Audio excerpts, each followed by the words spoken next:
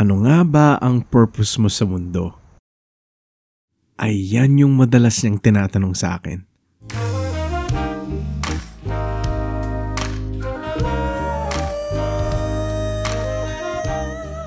Dumating na ba yung panahon sa buhay mo na sobrang repetitive ng ginagawa mo araw-araw? Bigla mo na lang itatanong sa sarili mo na ano bang purpose mo sa mundo? Naalala ko nun, makita ko lang yung mga ngiti ni Ellie. Masaya na ako. Uutusan, sisweldo, magabayad ng utang. Araw-araw, ganun na lang.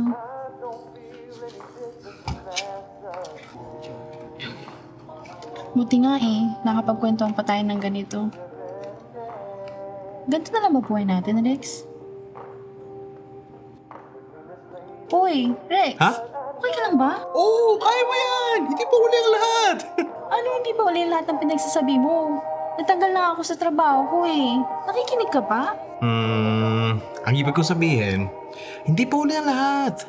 Makakahanap ka rin ng trabaho na para sa'yo. Yung trabaho, mag-enjoy ka. Kasi yun talaga yung passion mo. Ano nga ba ang purpose ko sa mundo?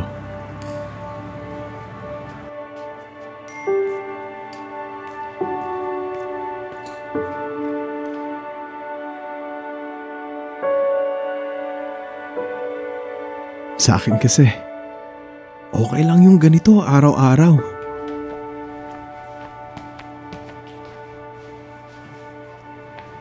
Oo, nakakapagod magtrabaho. Nakaka-stress minsan, pero nawawala naman lahat kapag kausap kita.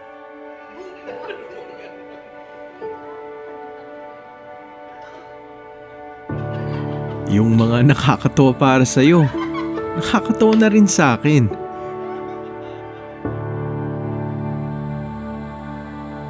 Sobrang saya ko sa mga ganitong pagkakataon kasi kasama kita at nakikita kitang masaya. Alright, you're good to go. I'll work on your drink. Thank you. Naalala ko yung araw na bigla kang tumawag sa akin. Oh, bakit na naman? Rex! Nakahanap na ako ng gusto kong gawin! Ano namang kalokohan yan? Totoo to. Yung kaibigan ko, nirefer Ramdam ko yung excitement sa boses mo. Tapos, tinulungan ako ng kaibigan ko para Siyempre, na-excite din ako. the process. Kaya, Dito ako nakaisip ng sagot sa tanong mo. Dito ko na-realize yung purpose ko. Pangako kong pasasayahin kita.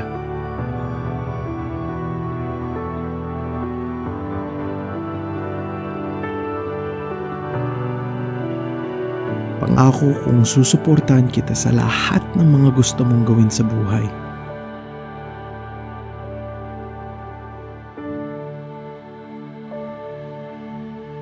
Nandito lang ako palagi para sa iyo.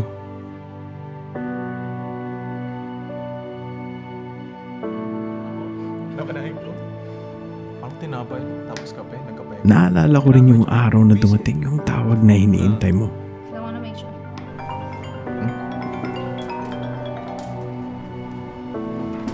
Hello? Naalala ko yung abot-tenga mo mga ngiti. I'm interested. Sabi nga nila, darating ang panahon kung sa matutupad lahat ng mga plano at pangarap mo sa buhay.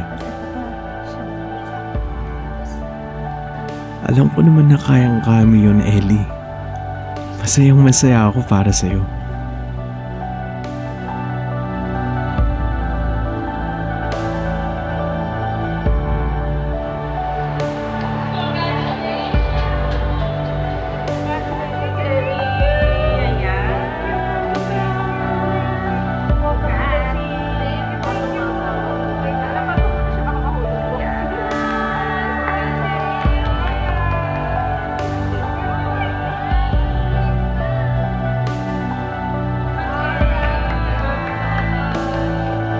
Pero minsan, yung mga plano at pangarap ko,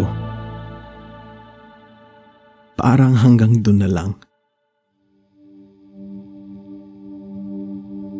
Minsan, gustong gusto kitang lapitan ulit.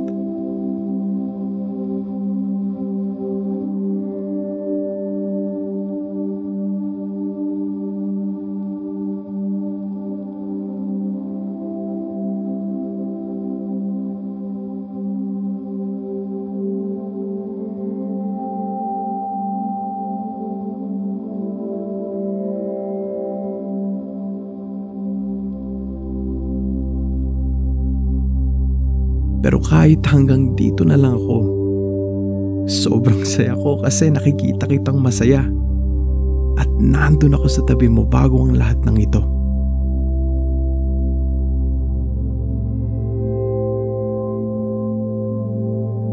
Masaya ako para sa iyo.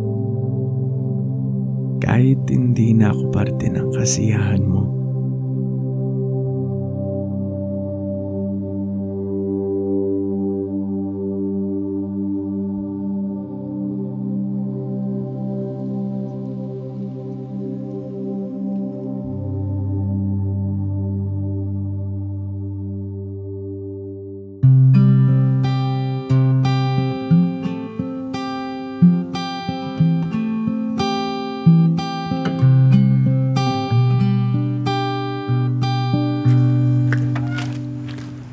Oh, Ellie. Kanina ko pa nakita umalis yung kotse. Ba't di ka pa pumapasok? Ellie, Ay, tay, nandiyan po pala kayo.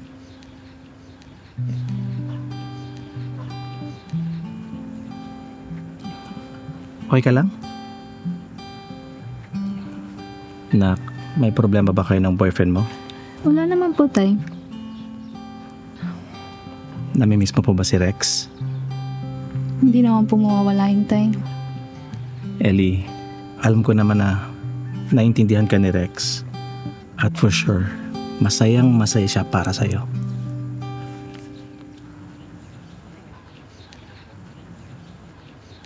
Alam ko naman po yung tay. Halos araw-araw niya yata sa akin pinaramdam yun. Sinusuportahan niya ako sa lahat. Pinapasaya niya ako araw-araw. At higit sa lahat, hindi siya nawala sa tabi ko.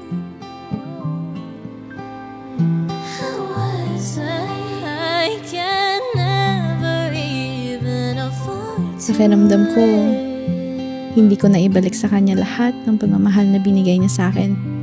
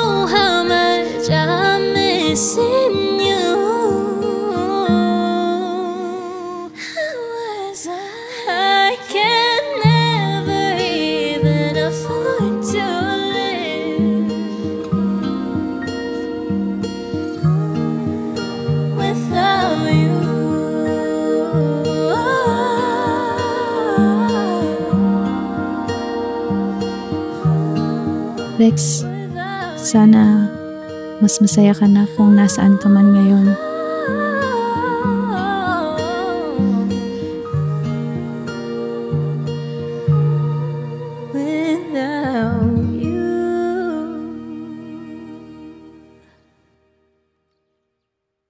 Salamat sa lahat, Rex.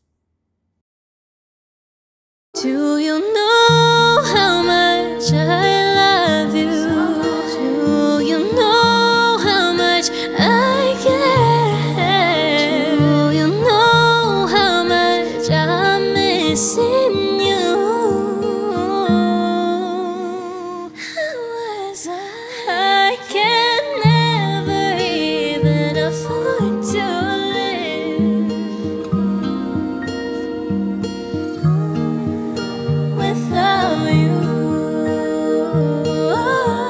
Hey guys! Thank you for watching our short film every day. Of course, if you enjoyed the video, be sure to hit that like button, comment, and subscribe to our YouTube channel. Please stay tuned as we have something really special coming up. Thank you all for your support, and as always, we are Lumpia Vibes, and we'll see you on the next one.